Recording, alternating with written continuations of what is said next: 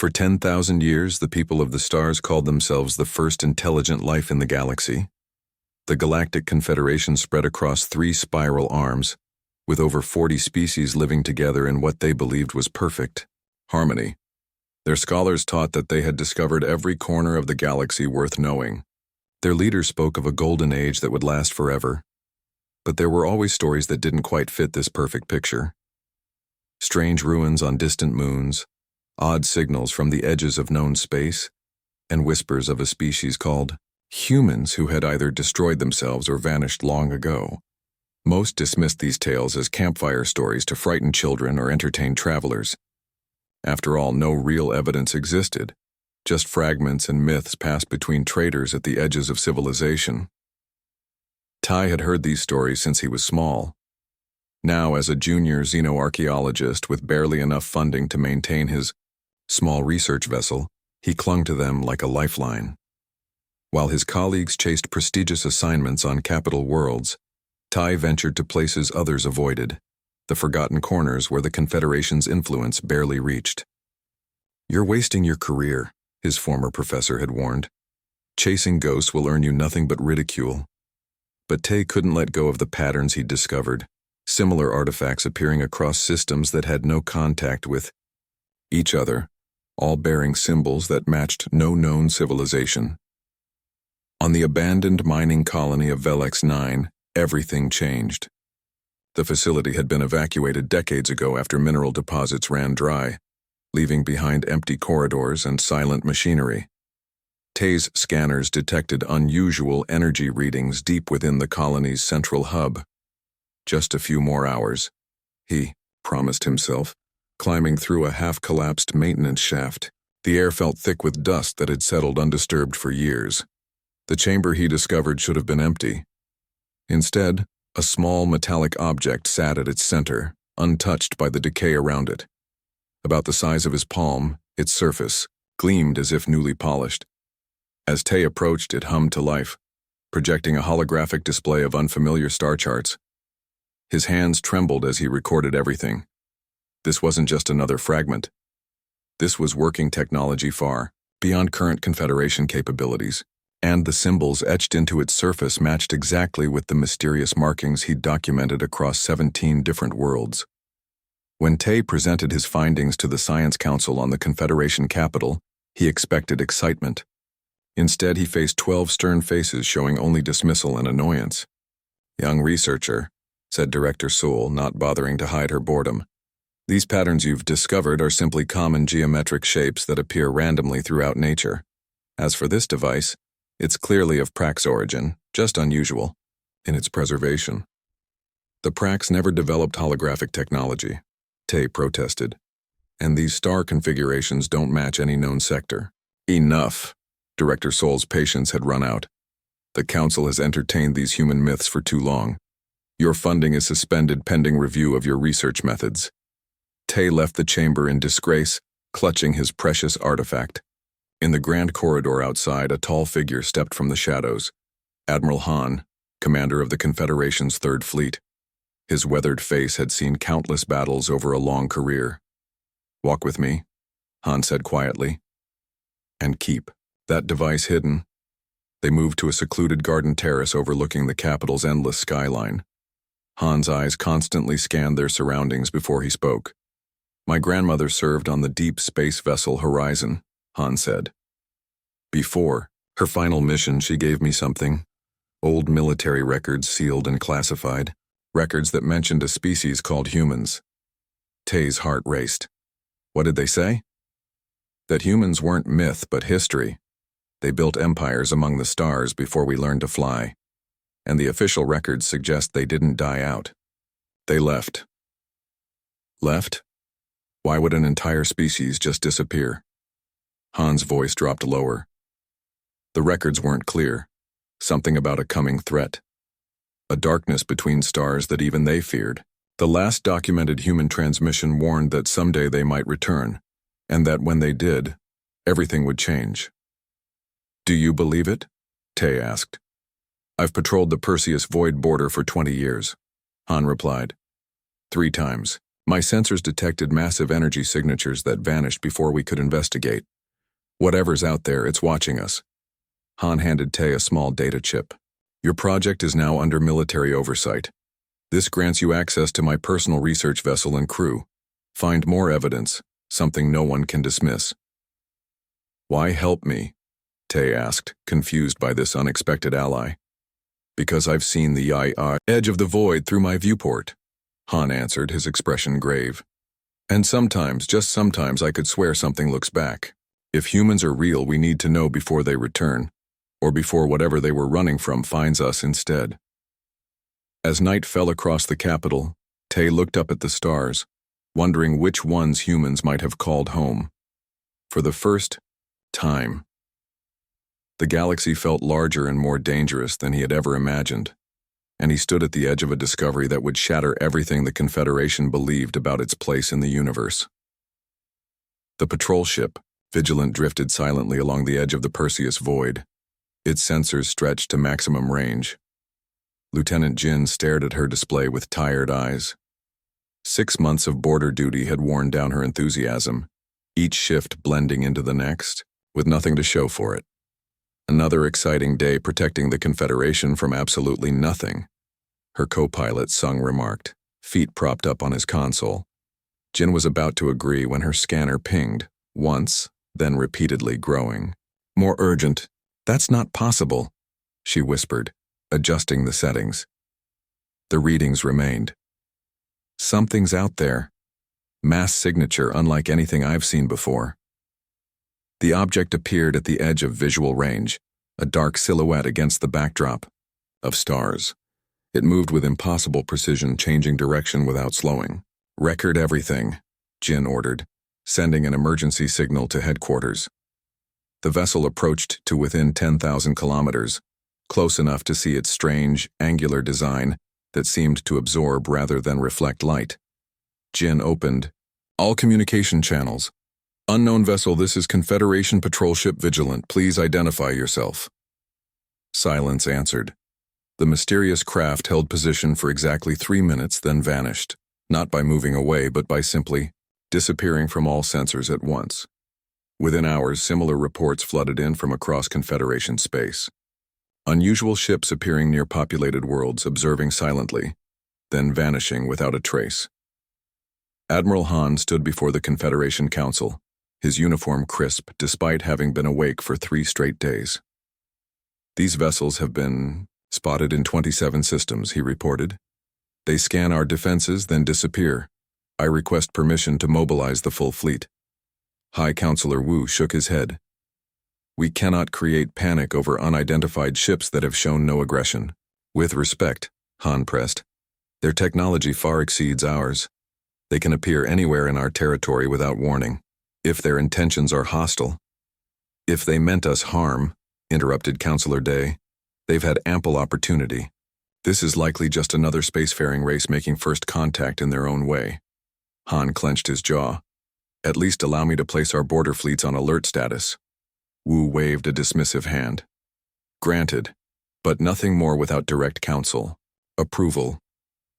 3 days later, Tay arrived at the coordinates Admiral Han had sent, a small research station orbiting an unremarkable moon. Han greeted him personally, leading him through security checkpoints to a heavily guarded laboratory. What I'm about to show you doesn't officially exist, Han said, entering a final code into a sealed door. Inside, a team of researchers surrounded, a black metallic fragment suspended in an energy field. 2 weeks ago, one of the unknown vessels was damaged in an asteroid field, Han explained. This broke off. It's like nothing we've ever encountered. It absorbs all energy directed at it, and its molecular structure reconfigures itself. Tay approached cautiously. Have you tried activating it with the device I found? Han nodded to a researcher, who brought forward Tay's artifact. When placed near the fragment, both objects began to pulse with soft blue light. The holographic display emerged, but now it showed more: coordinates, timestamps, and a symbol Tay had seen in his research. It's them, Tay whispered. It's really them, humans. We've been decoding transmissions between these vessels, Han said. Most is encrypted, but we've captured fragments. They use language patterns that match inscriptions found on those ruins you've been studying. A young communications officer approached with a data pad. Admiral, we've isolated more transmissions. They're using an old Confederation frequency no one's monitored for centuries. It's as if they know our systems, but from long ago. Tay took the pad, studying the patterns. They're not just watching us, they're assessing us, learning about what we've become since they left. A klaxon suddenly blared through the station. Han rushed to the command center with Tay close behind. The main view screen showed sensor readings going wild across all monitored systems. "Report," Han barked. "Sir, we're detecting massive spatial disturbances at the edge of every major Confederation system." An officer replied, voice shaking. "Hundreds, no, thousands of vessels emerging simultaneously." The view screen shifted to visual feeds from capital worlds across the Confederation. Above each planet hung massive ships, their dark hulls blotting out the stars behind them. They moved with perfect coordination, forming precise geometric patterns in high orbit. "They're positioning themselves in defensive formations," Han observed, "protecting our worlds, not threatening them." A junior officer called out, "Admiral, we're receiving a direct transmission on all frequencies in clear language." The message appeared on screens throughout the station. "People of the Galactic Confederation, we are humanity. We have watched. We have waited. We have remembered. The time for hiding is over. The darkness comes. We stand between you and extinction. Prepare your leaders, we will speak." The command center fell silent. Tay stared at the screen, his life's research validated in the most dramatic way possible. "Contact the Council," Han ordered. Tell them the legends have returned." Outside the viewports, more ships continued to appear, their formations spreading like a protective web around Confederation space. Their hulls gleamed with subtle patterns that matched exactly the symbols Tay had spent his career documenting. "All these years," Tay said quietly, "we thought we were alone at the top of the galactic order. We thought we knew everything worth knowing." Han placed a hand on the younger man's shoulder. "History is about to be rewritten, and we need to make sure we're on the right side of it when it happens." In the darkness of space, the human fleet continued to arrive. Thousands of vessels deployed with military precision, each one representing technology centuries beyond anything the Confederation possessed. After millennia of silence, humanity had returned to the stars, and they had come in force. The Grand Council chamber had never been so full.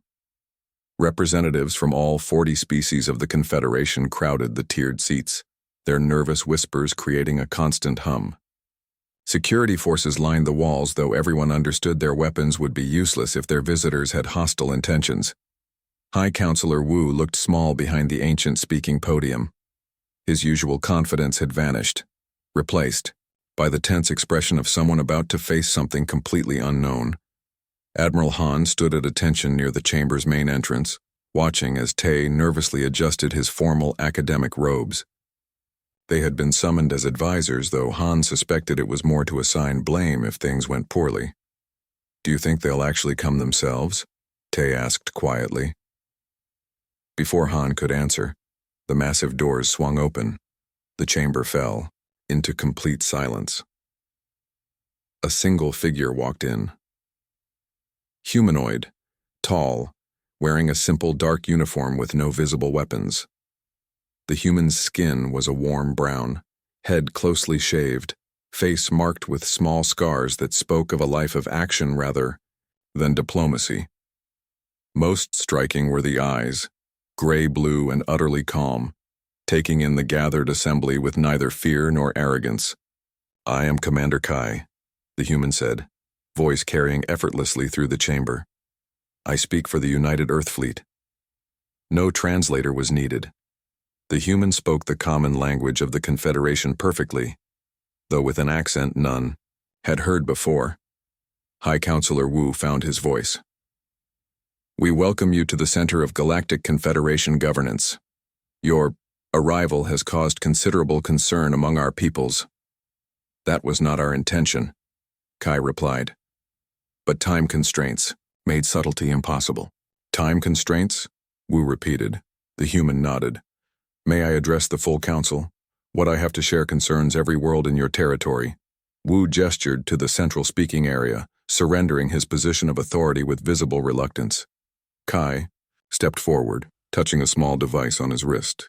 The chamber's lights dimmed as a holographic display appeared above, a three-dimensional map of the galaxy, far more detailed than any Confederation chart. We've been watching your development for centuries, Kai began.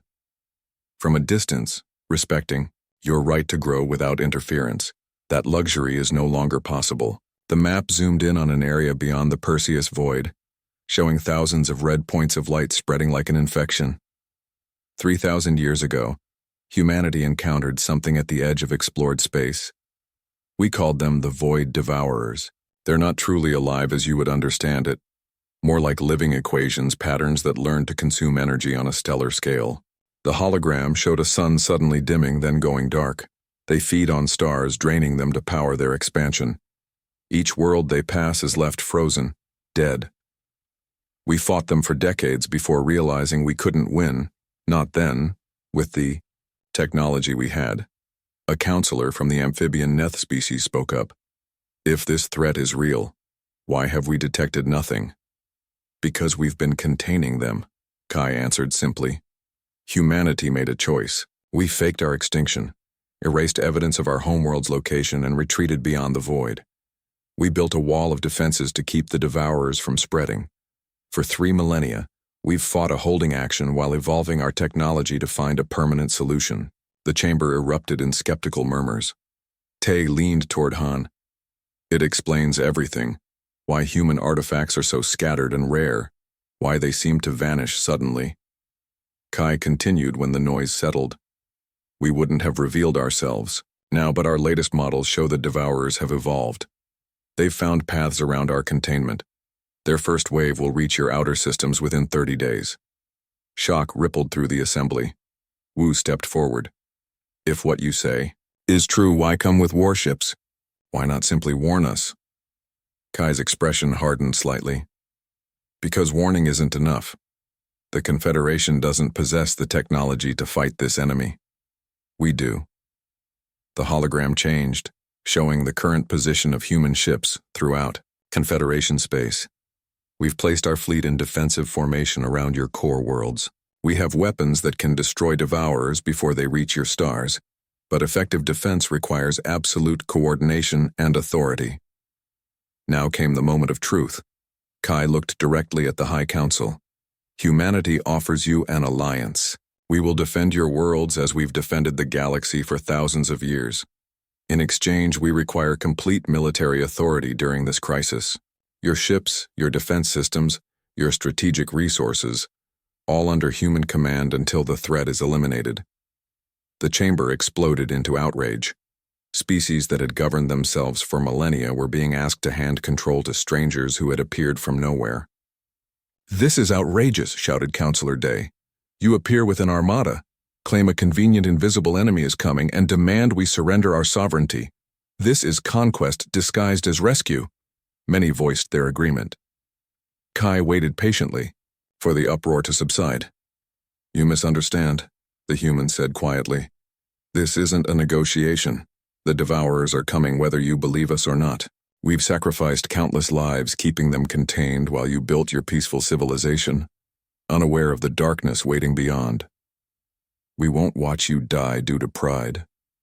The human's calm certainty silenced the room more effectively than any shout could have. You have 24 hours to decide.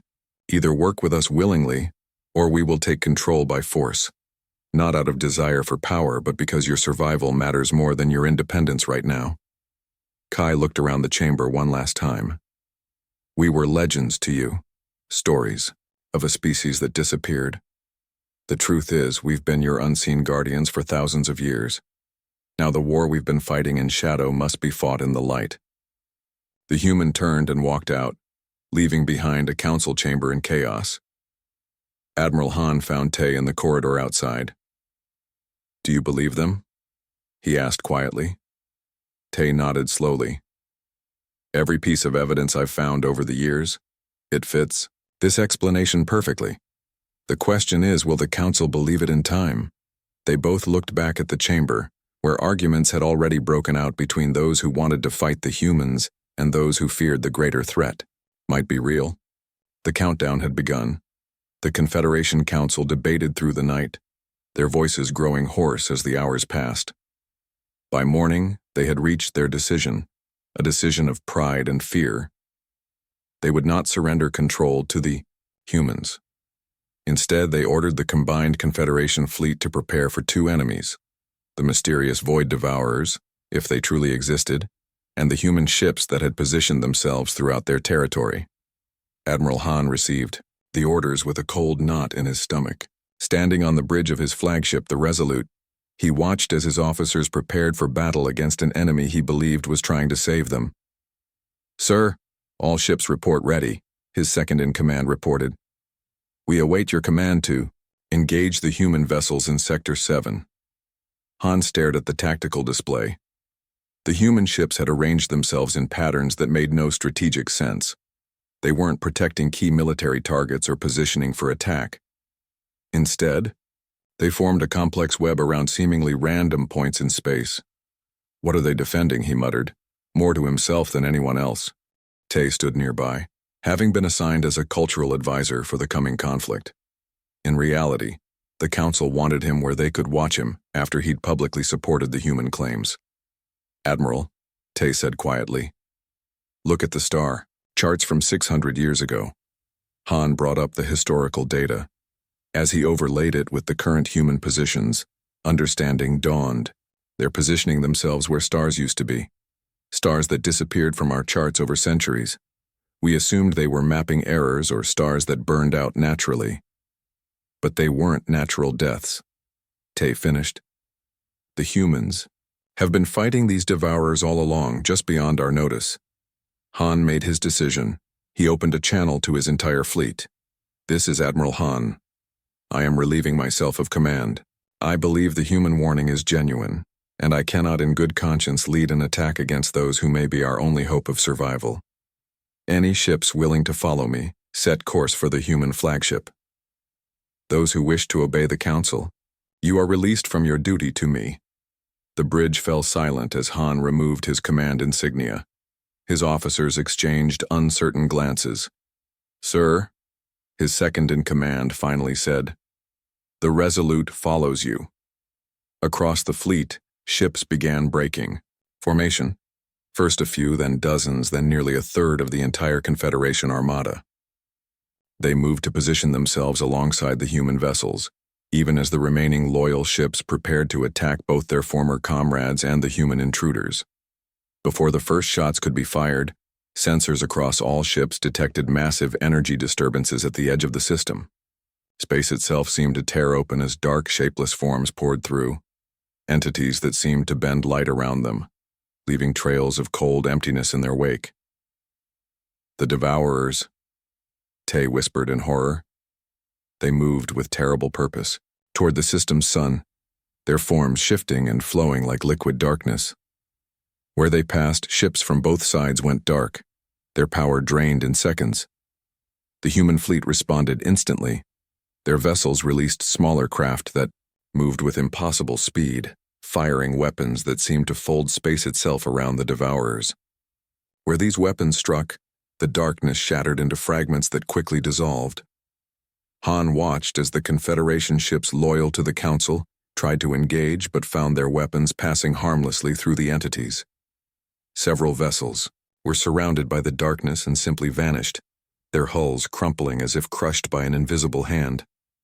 "They're helpless," Han said. "We need to get our people out of there." His communications officer turned with wide eyes. "Sir, we're receiving a direct transmission from the human flagship, addressed specifically to you."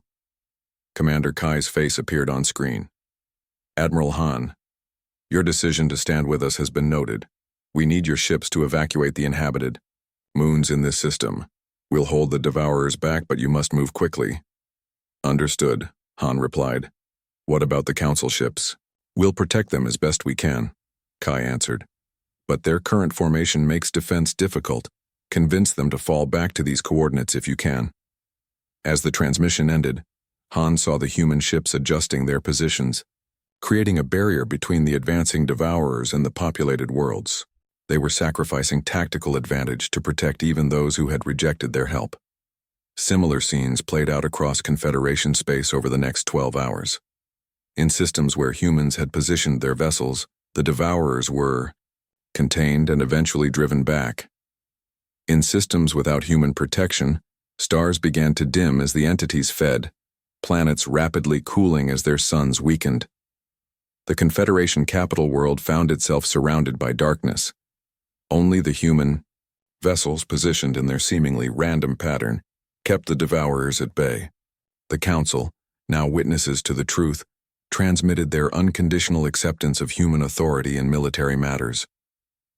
From the observation deck of the Resolute, Han and Tai watched as human ships coordinated with their Confederation allies.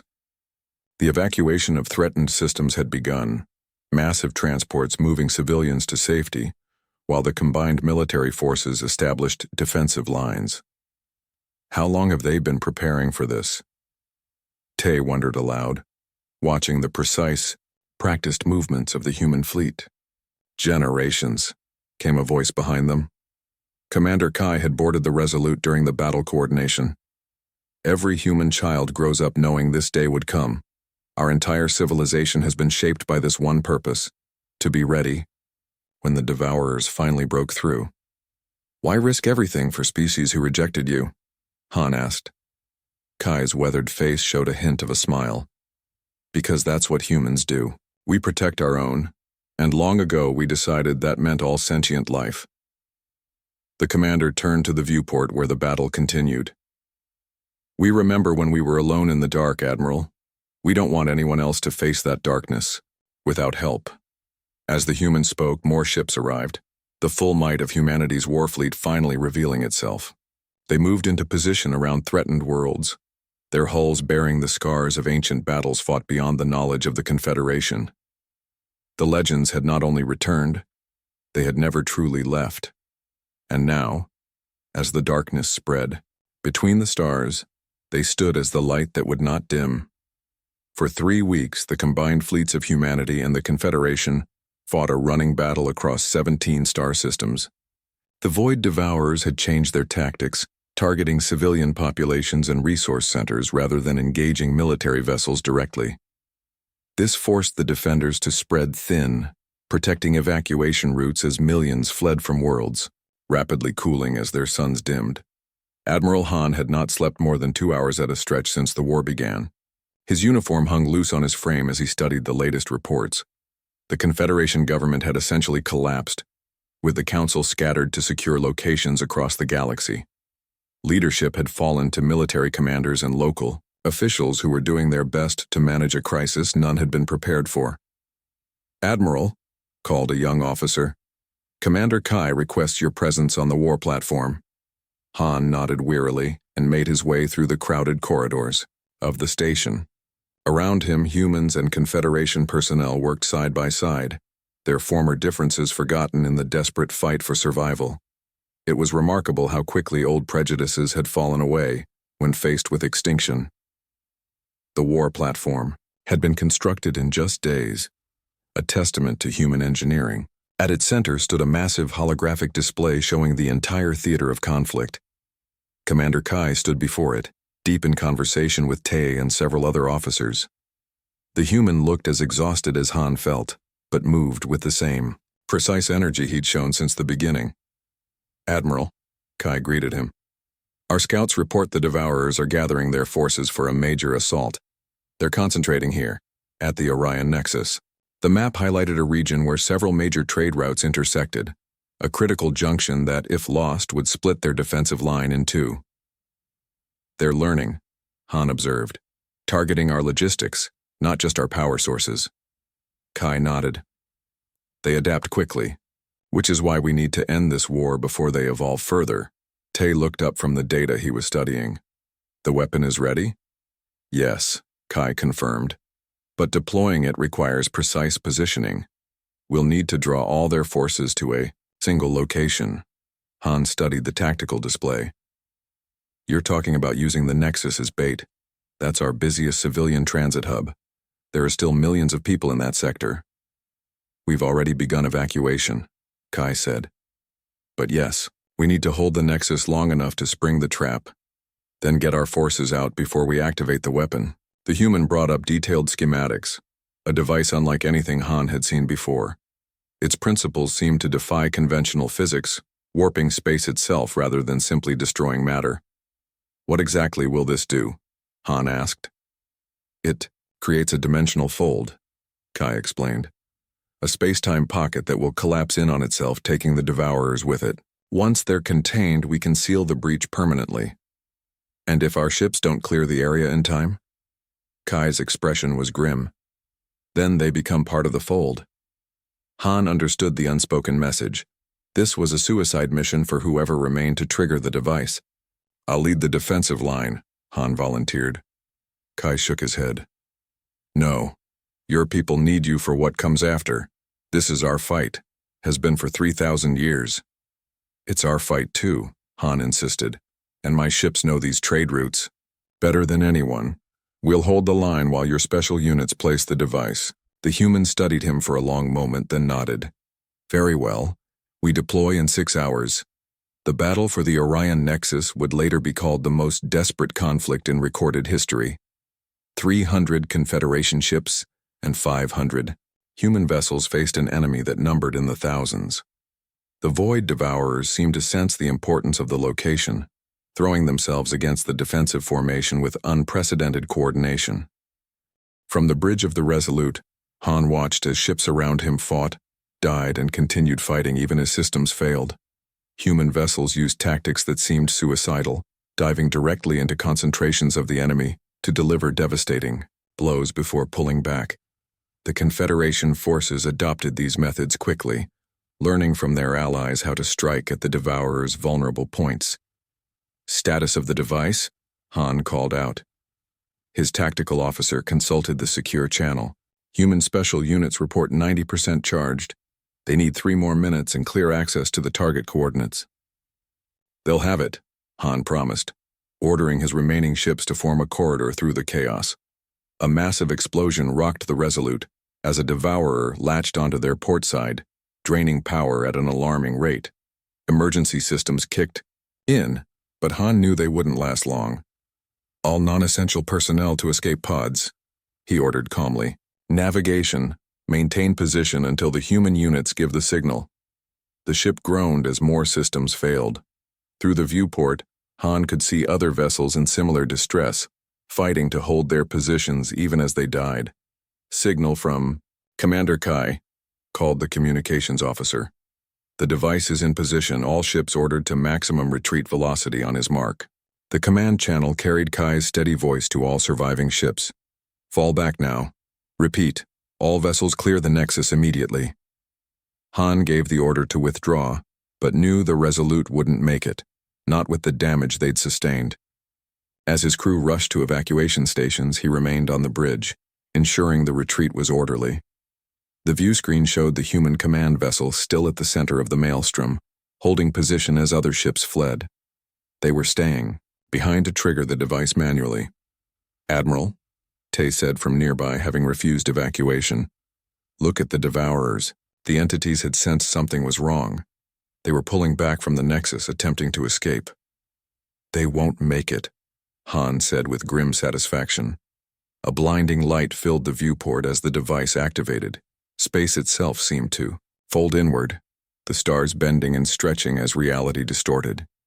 The Devourers, caught in the effect, were pulled toward its center, their formless bodies twisted as they fought against the pull. But one by one they were drawn in. The human command ship, positioned at the heart of the anomaly, held steady. In the final moments before communications cut out, Han received one last transmission from Commander Kai. Not words, but an image. A beautiful blue-green world orbiting a yellow star, with coordinates attached. Then the view screen went white, and the battle was over. 3 months later, Han stood in a new council chamber on one of the few Confederation capital worlds that had escaped major damage. The rebuilt government had gathered to receive a special delegation. They're here, Tay announced, excitement clear in his voice. The doors opened to admit a group of humans. Not military personnel this time, but civilians in formal attire. Their leader, a woman with silver-streaked hair and eyes that reminded, Han of Kai stepped forward. "I am Director June of Earth," she said. "We come to formally establish diplomatic relations between humanity and the Galactic Confederation." The new High Counselor bowed deeply. "We owe your people a debt that can never be repaid. Commander Kai and his fleet saved us all. Director, we..." Jun's expression softened. Kai knew the risks, as did all who volunteered for that mission. They died as they lived, protecting others. "Will you tell us now?" Tay asked. "About Earth? About why you hid for so long?" "That's why we're here," Jun replied. "It's time for truth. Earth was never destroyed, merely hidden, protected by technology that made it impossible to detect from outside. After the First Devourer War, our ancestors made a choice to step back from the galactic stage, to become guardians rather than rulers." She gestured to her companions. "We've brought ships to take representatives from each of your worlds to visit Earth. It's time for humanity to rejoin the community of civilizations, not as legends, but as partners."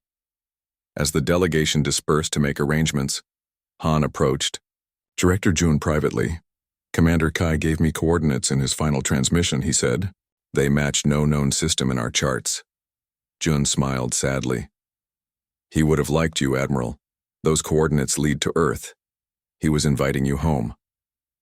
Han looked out at the stars visible through the chamber's high windows. Somewhere out there, a world that had existed only in legend waited to be discovered again.